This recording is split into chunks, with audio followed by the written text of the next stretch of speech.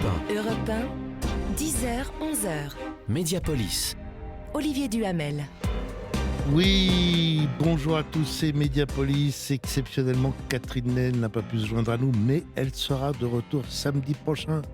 Voilà qui va m'obliger à chercher notre invité, non seulement par la gauche, mais aussi par la droite. Et lui, c'est Jean-Christophe Cambadélis, président de la Fondation des réseaux d'entraide et ancien premier secrétaire du Parti socialiste. Et encore une tête pensante et agissante à gauche.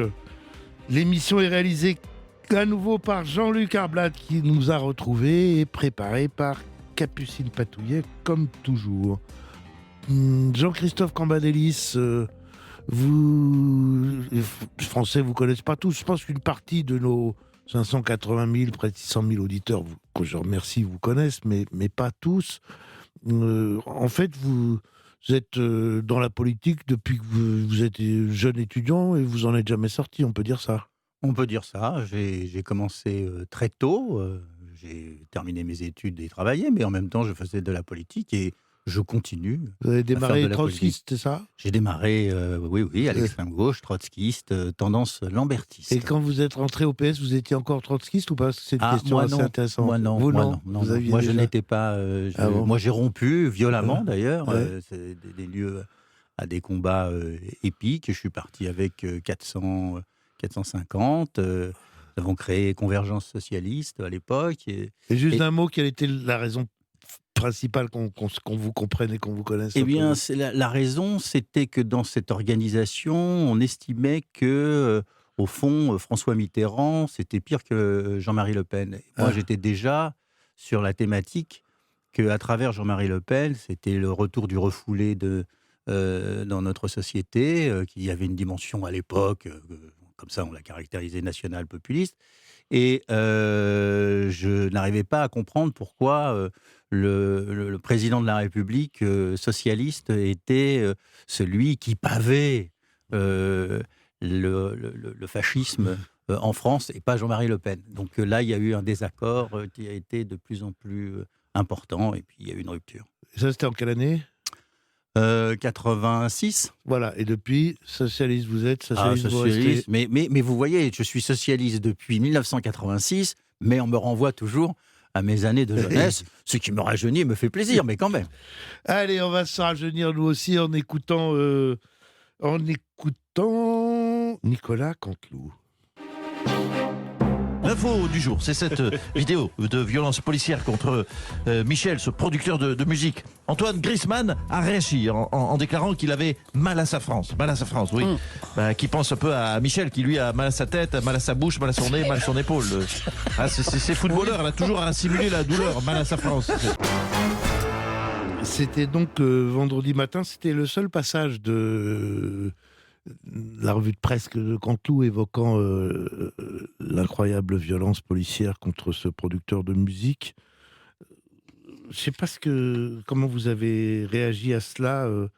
Vous avez vu les vidéos, j'imagine, Jean-Christophe Cambadélis? Oui, j'ai vu les vidéos. Dans un premier temps, il y avait une sidération, parce que, évidemment, j'ai pensé à la situation américaine et ses violences. Je me suis dit, mais quand même, en France, c'est quand même bizarre. Et puis, au fur et à mesure, des éléments sont arrivés. Et à ce moment-là, j'ai vraiment pensé que notre pays partait en sucette.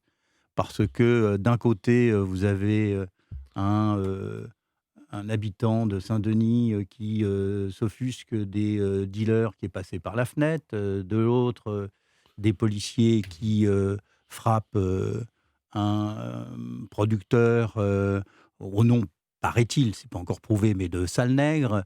Du troisième, des violences urbaines quasiment tous les jours. On apprend le même jour qu'une émission de France 2 n'a pas pu se tenir à Grigny parce que la police était incapable d'assurer la sécurité d'une émission de télévision du service public.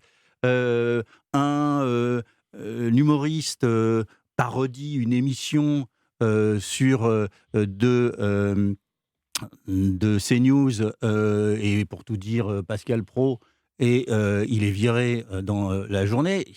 l'impression que tout ça est en train de se désagréger, sans parler des questions politiques, où la majorité s'oppose fortement au gouvernement Si vous me permettez, votre tableau est impressionnant, mais vous mélangez un peu tout. Je voudrais qu'on se focalise quand même un instant sur cette agression contre le producteur. Je suis évidemment frappé, comme tout le monde, même le président de la République. Hein. Le début du message du président de la République sur Facebook, c'est les images que nous avons tous vues de l'agression de Michel Zecler sont inacceptables, elles nous font honte. Donc on peut difficilement s'exprimer plus fortement. Mais ce qui me frappe aussi, et qui est plus rarement révélé, c'est que dans la seconde vidéo plus longue, on voit que sont arrivés des renforts. Je dirais comme ça, à vue de nez, je ne les ai pas comptés, je n'ai pas fait à l'image pour les compter, mais au moins une vingtaine d'autres policiers, et personne ne bouge. On continue à le frapper au sol, et personne ne bouge. Et ça, c'est peut-être encore plus stupéfiant, parce que du coup, c'est pas juste une personne qui pète les plombs, c'est une personne qui pète les plombs, et les autres qui ont l'air de trouver ça acceptable. Tout à fait. Il se passe quand même quelque chose dans notre appareil de sécurité. À partir du moment où le préfet Lallemand a dit il y a nous et il y a eux. Oui, je ne suis pas dans votre camp. Oui. Je ne suis pas dans... Bon, ça, c'est l'anti-Grimaud absolu. Absolument. Du préfet Maurice Grimaud en mai 68 qui avait dit pour être respecté, il faut que vous soyez respectable. Là, on peut comparer. C'est-à-dire qu'en 68, il y avait quand même quelques manifestations. Et parfois de la violence. Oui, qui n'étaient pas avec des fleurs et avec des violences. On se souvient de Gay-Lussac, barricades, voitures brûlées, barricades, etc. Mais on a une police qui évite le débordement et qui évite la confrontation d'une certaine manière, tout en maintenant l'ordre. Il faut dire ce qui est. Bon. Et là, on a des éléments sporadiques où on a l'impression qu'on ne contrôle plus rien et où il y a, il faut quand même le dire, des actes racistes. Mais alors, ce que je voudrais, peut-être que vous le savez, ce qui me surprend aussi, c'est que, à ma connaissance, il n'y a pas d'études, ni des autorités de contrôle au sein de la police, ni à l'extérieur de sociologues, sur l'ampleur du phénomène. C'est-à-dire que on ne sait pas, moi je ne sais pas, et si vous le savez, il faut nous le dire, s'il s'agit de 2%, 3%, 1% de policiers racistes, ou s'il s'agit d'un phénomène beaucoup plus ample. On n'a pas d'évaluation sérieuse de la chose. Et comment se fait-il, parce qu'on est quand même dans un pays développé, évolué, cette question des violences policières et cette question du racisme éventuellement dans la police, elle est sur le devant de la scène depuis longtemps, c'est une question importante. Comment se fait-il qu'on ne puisse pas l'évaluer ? Ça a dû être fait, mais ce n'est pas été porté à notre connaissance. Vous ne savez pas ? Je ne sais pas. De manière empirique, je m'aperçois qu'il y a des violences. Moi, je ne vois pas la violence policière, il y a des violences. Et il y a des violences racistes. Et on n'arrive pas à les juguler. On n'arrive pas à faire en sorte que cette police soit républicaine et maîtrisée. Pour moi, c'est l'élément essentiel. Alors, est-ce que c'est dû à la contamination dans les corps de police de phénomènes politiques ? On voit qu'il y a des syndicats qui sont très à droite, voire à l'extrême droite. Est-ce que c'est dû à une hiérarchie qui laisse faire ? Pour quelle raison ? Est-ce que c'est dû à un dysfonctionnement à l'intérieur de la police qui est dû à sa structuration, à la manière dont elle est structurée ? En tous les cas, c'est un vrai sujet et il faut qu'on puisse y répondre fermement. Ce sont de très justes questions, mais ce qu'on aimerait, au plus rapidement possible, c'est de pouvoir enfin apporter des réponses à ces justes questions. J'en ai d'autres questions, notamment sur ce qui s'est passé place de la République. Après une petite pause. Europe 1, Mediapolis. Olivier Duhamel.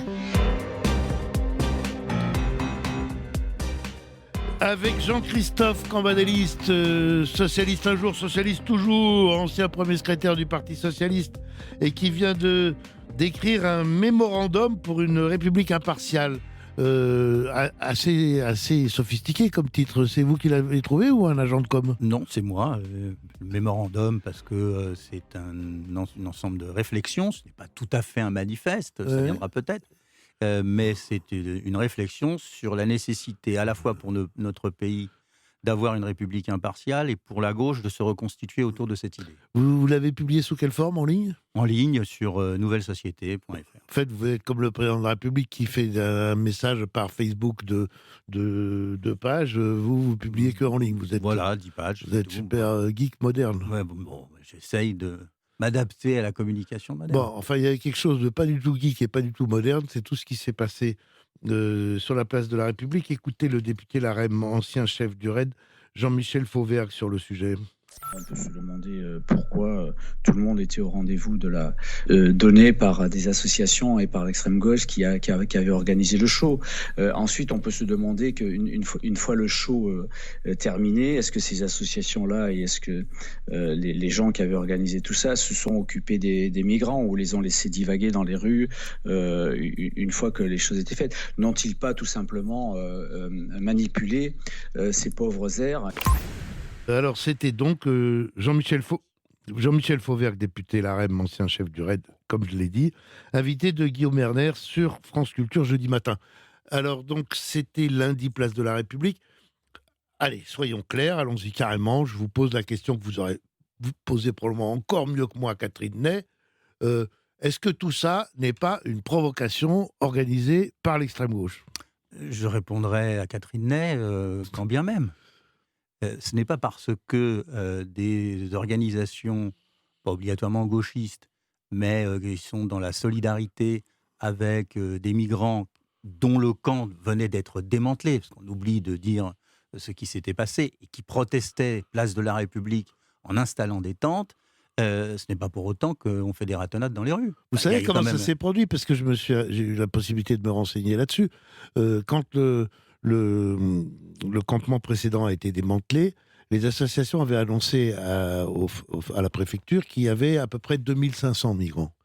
Et pour les reloger, la préfecture de Paris-Île-de-France avait prévu 3000 places, en se disant il peut y en avoir un peu plus. Et en fait, il y en avait 3500. Parce que, apprenant qu'ils allaient être élevés, ils sont venus. Et donc, il y avait une volonté de pression, mais ça, c'est n'importe quelle association a le droit de protester. Non, c'est pas un problème. Mais moi, je ne suis pas choqué. Je ne suis pas choqué que des gens protestent place de la République, qu'ils fassent une action spectaculaire en installant des tentes. Il y en a eu d'autres. Il y a une nuit debout ou autre chose.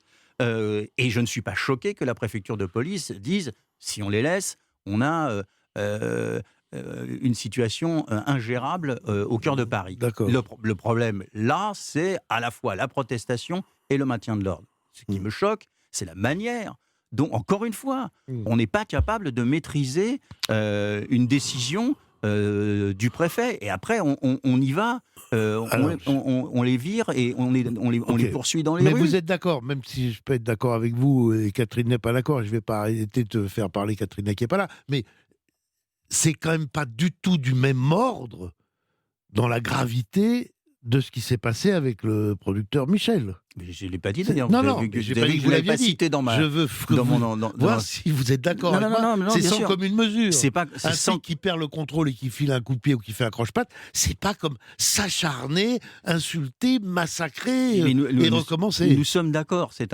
une différence de niveau. Mais il y a quand même une attitude vis-à-vis des gens qui sont censés nous envahir.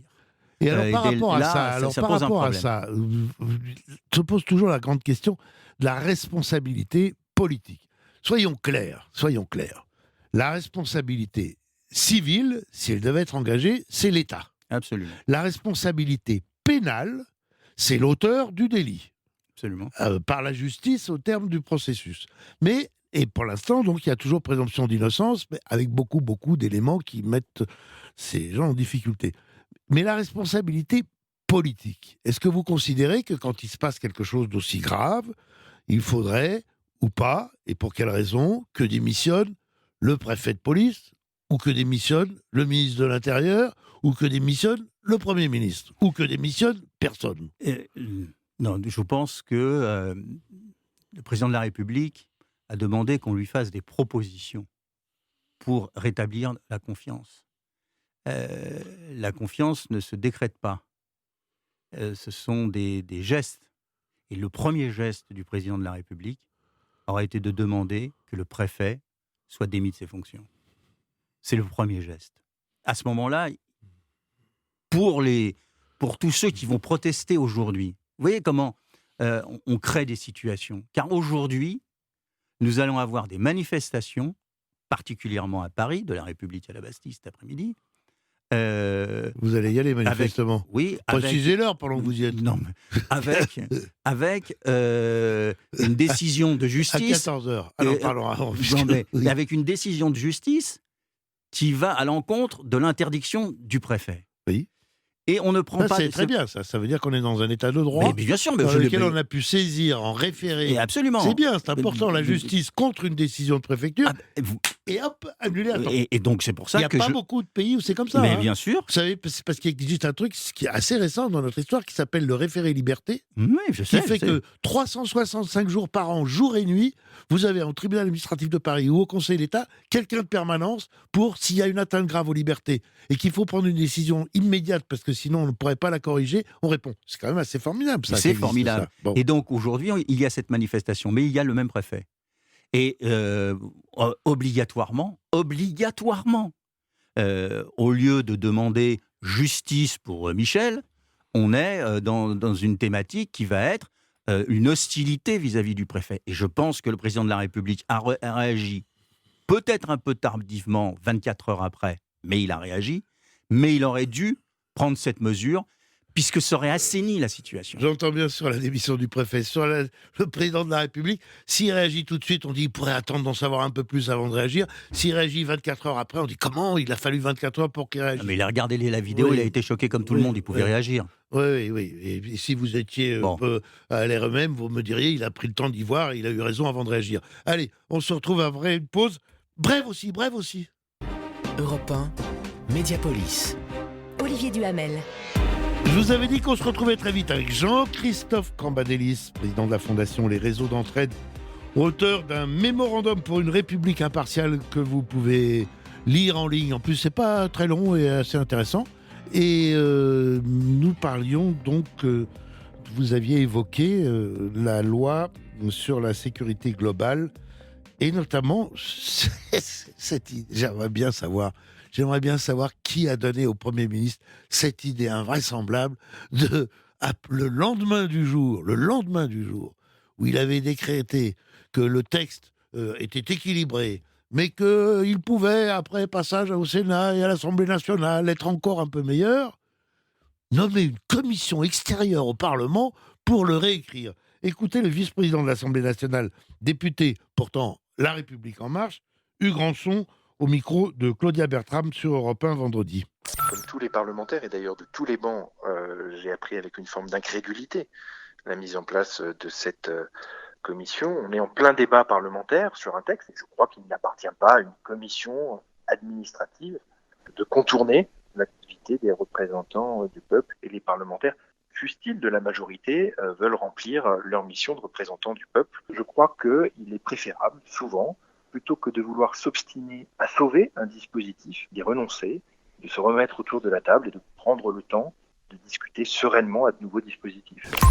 Alors, soyez honnête, il a été écouté, c'est-à-dire que le Premier ministre a renoncé à cette idée saugrenue. Mais vous avez fréquenté de très près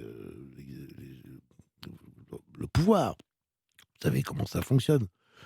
Essayez de me trouver, juste pour le plaisir de la connaissance de nos auditeurs, essayez de nous construire comment diable on peut arriver dans ces cas-là à fabriquer des idées aussi saugrenues. D'abord, le gouvernement est face à une fronde du Parlement. Il y avait des frondeurs sous François Hollande. Là, c'est le Parlement, puisque le président de l'Assemblée nationale a pris position Castaner s'est fait un petit sucre et une petite vengeance en prenant position aussi. Bref, donc comment ça fonctionne? Bien, j'avais déjà remarqué ça, c'est le décalage entre le temps gouvernemental, Matignon, les discussions. Ah bah, il faudrait faire ci, il faudrait faire ça, en fonction de ci, etc. Et le temps médiatico-politique. Je prenais l'exemple tout à l'heure du fait que le président de la République avait pris 24 heures pour pouvoir réagir. J'imagine, on lui montre, on lui dit « Ah, mais alors… » On dit, si vous voulez bien, on dit média politique, parce que comme c'est le mot qu'on avait inventé avec Michel Field, si vous dites médiatico-politique, on va être vexé. Média politique, si vous voulez. Donc, il y a un temps différent. Il y a une inertie de l'appareil d'État où, avant qu'une décision soit prise, il y a d'abord beaucoup de conseillers qui s'affrontent, ça on le sait peu. Il y a la nécessité de prendre des contacts, etc. Et hop, les choses sont passées. Et d'un certain point de vue, si vous me permettez cet élément, c'est Trump qui a réglé le problème. Parce qu'il réagit par Twitter. Et donc, il est dans le temps de la polémique et du buzz, pour parler comme aujourd'hui. Oui. Et son administration est 10 km derrière. Ce n'est pas un problème.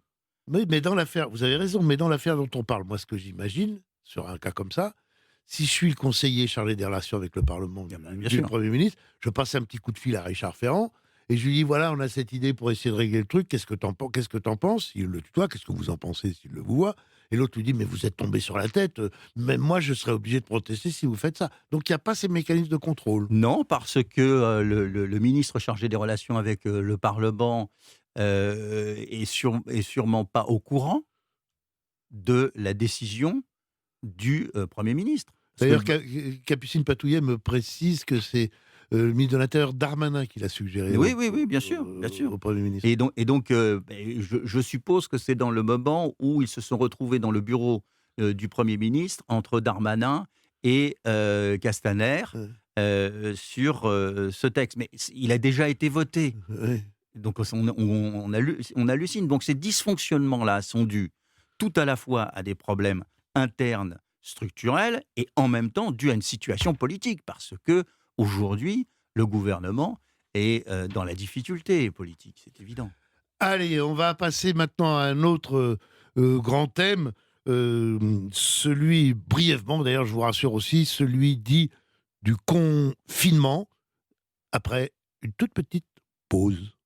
Europe 1, Olivier Duhamel. Avec Jean-Christophe Cambadélis, ancien député socialiste, toujours membre du dit parti et très actif, on va le voir dans un instant. Mais avant, comme annoncé, nous allons faire un petit tour du côté du confinement et entendre Jean Castex, où là peut-être il est plus à l'aise, encore que, écoutez. Nous autorisons le redémarrage progressif de certaines activités en les entourant de règles sanitaires protectrices et nous maintenons fermées plus longtemps des activités parce qu'elles présentent un risque sanitaire plus avéré, notamment parce que le port du masque ou le respect des gestes barrières n'y sont pas complètement possibles. Il sera loisible à chacun, chacune et à tous de se rendre dans ces stations pour profiter de l'air pur de nos belles montagnes, des commerces, hors bars et restaurants qui seront ouverts.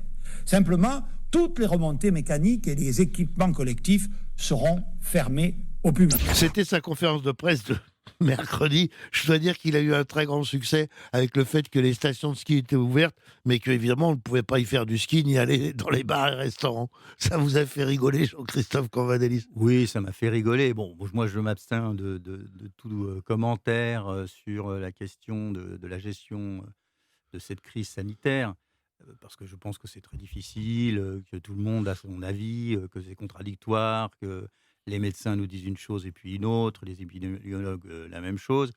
Bon, mais il faut dire quand même qu'un jour on fera le best-of de cette période. Il y a de quoi rire quand même. Ouais. Mais parfois, une certaine forme d'absurdité est très difficile à éviter. Je vous donne un exemple. Depuis ce matin, nous pouvons nous déplacer 3 heures jusqu'à 20 km. Ah, on se dit 20 km, pourquoi, qu'est-ce qui se passe à 20 km? Le virus est différent à 19 km et 21 km et tout. Ça n'a pas de sens, ce truc. Mais après, si on réfléchit un peu plus et qu'on se dit, bon, le gouvernement ne veut pas lever maintenant le confinement géographique. Il veut peut-être le 14 décembre, mais pas maintenant pour contenir le virus. Il est bien obligé de mettre une limite. Parce qu'il ne peut pas dire je ne lève pas l'interdiction d'aller faire visite dans le sud-ouest à ses vieux amis et chercher mon foie gras. Il est bien obligé de dire donc vous n'avez le droit d'aller que à, et de prendre une limite qui paraît comme absurde. Donc de temps en temps, on est presque obligé à l'absurde, si vous voyez ce que je veux dire. Tout à fait, mais je pense que le problème est que les attendus ne sont pas présentés. C'est-à-dire qu'on prend on restitue un discours qui semble d'une logique implacable. Or, évidemment, et les Français adorent ça, ils vous démontent ça en 2 temps, en 3 mouvements, tous les médias s'en saisissent, et à la fin, ça devient un pataquès. Mais il faut expliciter les raisons ce que vous venez de faire, ce qui fait que tout le monde comprend. À partir de là, les Français ne sont pas idiots, ils disent oui, mais c'est vrai, s'ils ouvrent, je vais aller voir ma grand-mère et aller chercher mon foie gras, si c'est de foie gras dont il s'agit, ou des confitures. Donc, la question, c'est qu'on a ce chic, mais qui est dû à nos institutions, du discours du président de la République qui s'adresse à la nation comme si demain, on allait débarquer sur les côtes de Normandie. Bon, voilà, donc à chaque jour, à chaque fois, on a ces discours incroyables. On est rivé à son fauteuil, on se dit attention, les envahisseurs sont parmi nous. Est-ce qu'il a raison d'avoir pris en charge lui-même, indépendamment donc de la manière de le faire, sur le principe, ça c'était sa 6e allocution, est-ce qu'il a raison? Quand il a décidé que c'était une guerre, il a parlé comme François Mitterrand pendant la guerre du Golfe, c'est-à-dire quasiment tous les 15 jours, tous les 10 jours. Je pense que c'est un problème qui est posé à nos institutions. On n'arrive pas à trouver le bon niveau parce que M. Castex intervient 4 jours plus tard ou 3 jours plus tard. Il doit expliciter des formules qui ont été alambiquées, répondre à des polémiques, parfois s'égarer dans des prises de position sur les stations de sport d'hiver à visiter pour l'air et non pas pour le ski. Bon, et tout ça devient grotesque. Et à chaque fois, ça rebondit. Donc, il vaudrait mieux un discours qui soit déployé au début du confinement, puis, ce qu'avait assez bien réussi, il faut le dire, Édouard Philippe, quasiment des causeries qui démontent les raisons pour lesquelles on prend telle ou telle mesure. Et le 2e confinement a été moins explicité que le premier. Je ne peux pas m'empêcher à l'analyse politique que vous êtes par ailleurs, puisque vous avez mentionné le nom d'Édouard Philippe, de faire une incidente et de vous demander est-ce que vous pensez qu'il a un grand avenir politique? Tout à fait. Tout à fait.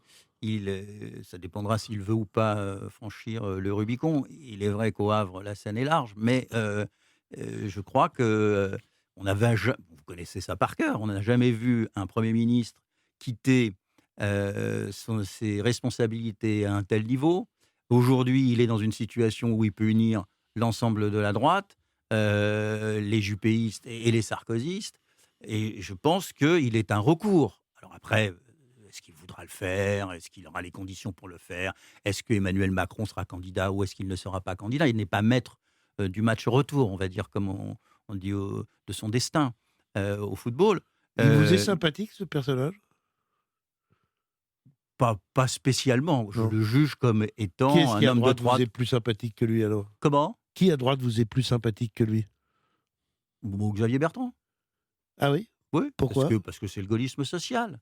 Il est plus sympathique. Je pense qu'il a fait une erreur là en décidant que son premier tour serait le 2e tour de l'élection régionale. Il a obligé la gauche et les écologistes à lui dire non, parce que sinon ça veut dire qu'il soutenait le futur candidat à l'élection présidentielle des Républicains. Donc ça, c'est une erreur politique. Mais par ailleurs, je trouve qu'il incarne une logique plus sociale. Et comme pour moi, c'est la grande question qui est posée aujourd'hui, je suis plutôt sensible. Alors que Édouard Philippe est très libéral. Eh bien, on va venir maintenant à la gauche. À la gauche, c'est très gentil de dire à la gauche. On va en venir au AUX gauche. GAU, CHES, dans une petite minute, 1 minute 30.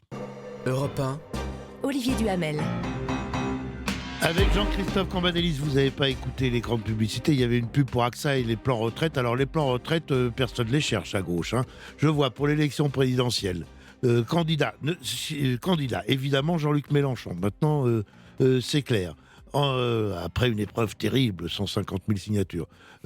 Bataille chez les socialistes, fondamentalement, chez les écologistes, entre Yannick Jadot et Éric Piolle, plus Sandrine Rousseau, ils sont 3 dans la course pour l'instant.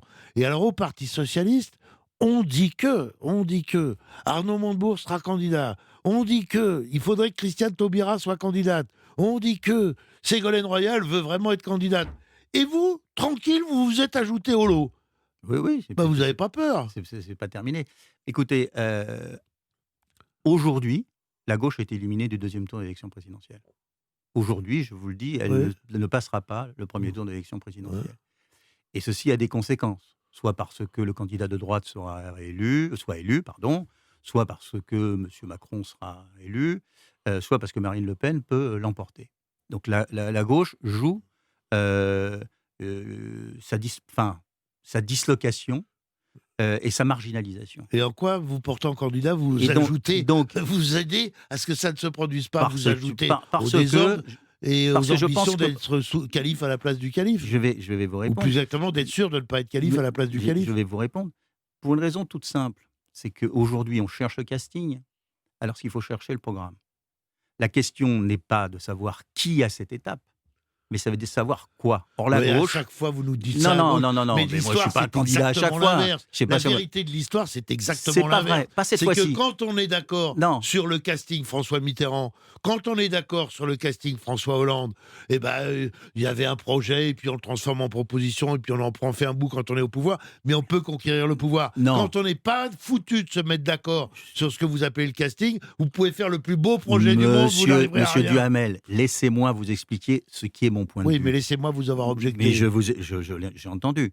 Il y a un changement qualitatif. C'est que nous sommes passés du bipartisme à l'éclatement de l'offre politique. Ouais. Bon.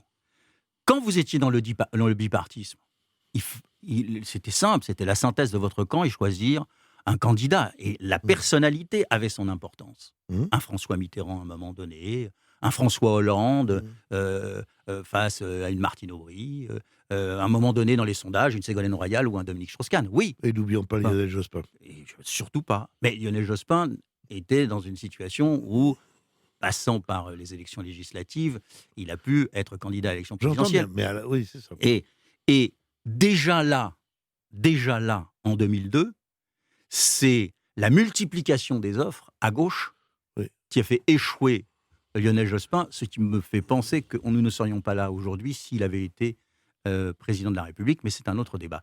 Donc aujourd'hui, on n'est plus dans le bipartisme. Et donc le choix du candidat est moins celui de la personnalité qui incarne que de l'orientation qui est proposée. Je dis souvent, au bipartisme, il fallait la synthèse, au multipartisme, il faut la thèse. Et donc, je suis candidat pour défendre une réorganisation, une réorientation, une réinitialisation, pour faire moderne, de la gauche sur un certain nombre de thèmes qui sont la République impartiale. Ok. Est-ce que vous pensez, maintenant, soyons un petit peu plus précis, une fois que ce travail sera fait, est-ce que vous pensez qu'il y a la moindre chance qu'il y ait un seul candidat, et vous répondez très vite à mes questions parce que le temps passe, un seul candidat de toutes les gauches à la présidentielle, est-ce qu'il y a la moindre chance ? Non. Est-ce qu'il y a la moindre chance qu'il y ait un seul candidat hors Jean-Luc Mélenchon ? Oui. Oui ? Oui. C'est-à-dire qu'il est possible qu'écologistes et socialistes se retrouvent derrière une seule figure. C'est très difficile à cette étape, d'abord parce que les écologistes se sont précipités, on peut les comprendre parce qu'ils pensent qu'ils ont une fenêtre de tir historique pour passer enfin devant les socialistes dans le paysage politique français, mais à un moment donné, ils vont se rendre compte que le danger est tel, que la situation est telle, on vient de la décrire, qu'ils vont porter une responsabilité majeure pour l'histoire de ne pas avoir fait en sorte qu'il y ait une candidature commune. Vous qui aimez comparer les temporalités, on peut se demander s'ils ne se sont pas trompés deux fois. C'est-à-dire s'ils ne se sont pas trompés en 2017 de ne pas y aller, où c'était un moment où, au contraire, dans l'état de décomposition des socialistes, ils pouvaient faire un vrai résultat. Moyennant quoi, ils ont rallié le candidat socialiste qui a fait 6%, donc un désastre. Et c'est plutôt là qu'ils devraient chercher l'union aujourd'hui, mais ils ont tendance à faire à l'envers. Ils ont fait à l'envers, mais là, aujourd'hui, c'est gravissime. Moi, je ne le dis pas pour polémiquer, mais je pense qu'aujourd'hui, la constitution, d'abord la reconstitution de la famille politique de centre-gauche avec une nouvelle offre est nécessaire, et l'unité l'est tout autant. Et sur le fond, du coup, attendez, tiens, on va réécouter juste Anne Hidalgo, la maire de Paris, qui était samedi dernier sur BFM. Les partenaires verts, j'ai souvent cette discussion avec eux et je leur dis, moi j'ai un problème, c'est votre rapport à la République. Ce problème de rapport à la République, il doit être clarifié. Je ne suis pas pour le relativisme culturel. On a eu un certain nombre de crises où on a eu l'occasion de se dire ces choses-là, et encore récemment sur Samuel Paty. Alors, il est utile de vous dire que ça a déclenché des réactions extrêmement virulentes et furieuses de plusieurs leaders verts, de Yannick Jadot et d'autres. Mais sur le fond, est-ce qu'il y a là une vraie coupure, une vraie déchirure ? Jean-Christophe Cambadélis nous répond dans 1 minute.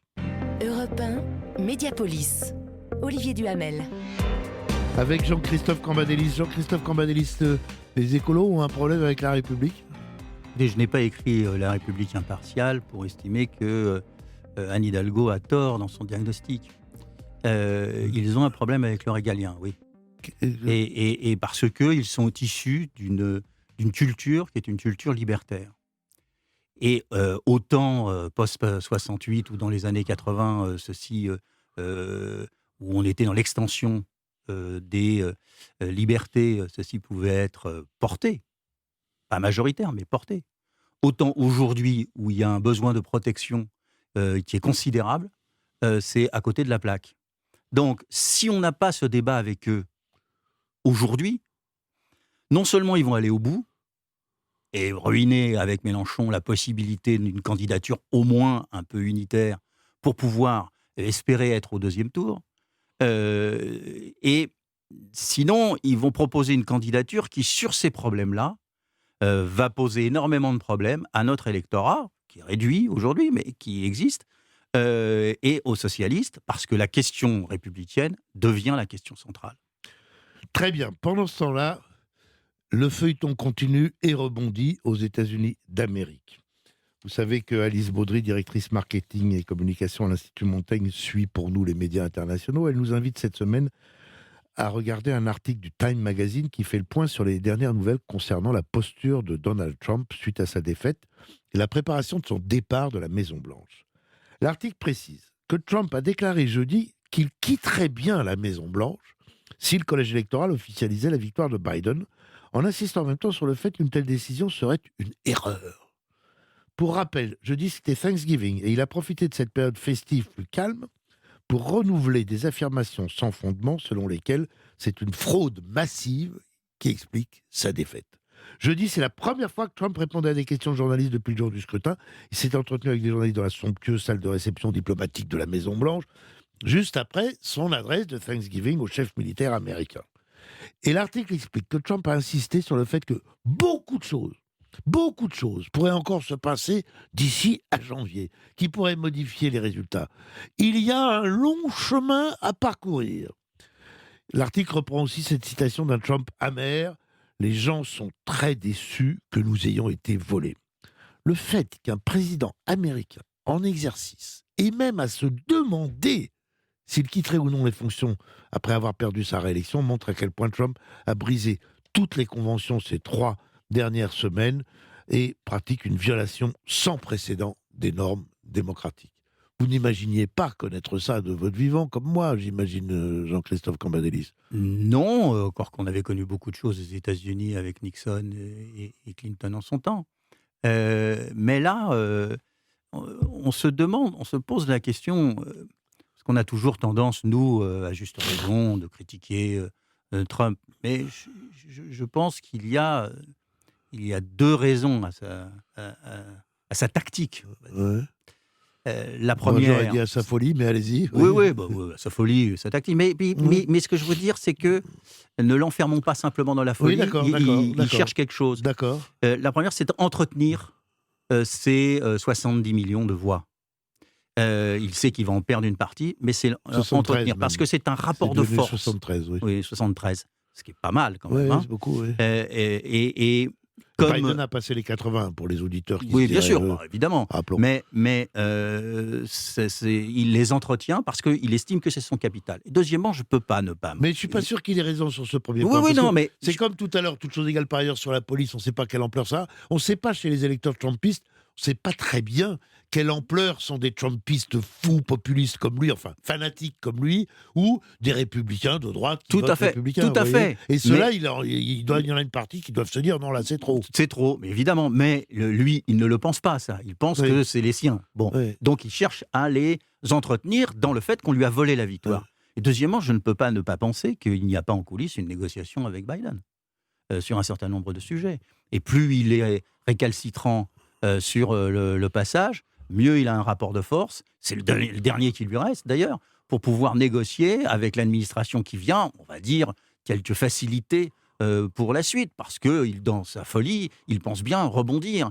Et il a besoin de cela, pour cela, d'être protégé sur un certain nombre de sujets. Oui, c'est sûr, mais en même temps, je pense que Trump est un des rares types capables de s'autogracier. Ah, c'est possible. Oui, c'est possible. Ce qui serait une bonne fin. Là, il a gracié un de ses proches. Oui. Là, qui, ça veut dire le problème, sauf erreur de ma part, il ne peut pas aller jusqu'au bout parce que je crois qu'il peut s'autogracier. Enfin, ça c'est jamais fait, de s'autogracier. Mais je crois qu'il peut s'autogracier des crimes fédéraux, mais pas des crimes d'État. Oui, et mais donc, il pourrait être toujours poursuivi par l'État de New York, par exemple, pour telle ou telle fraude. Oui, mais c'est pas la même chose. Oui. Et vous avez vu qu'on a évoqué la possibilité qu'il démissionne et que son vice-président devienne président et le gracie. Oui, ça, je pense qu'on n'ira pas jusque ça. À suivre, il ne faut rien penser de rationnel aux États-Unis, tant ça va loin. Sauf que les institutions ont tenu. Allez, pour terminer, il y a quand même eu un grand événement cette semaine.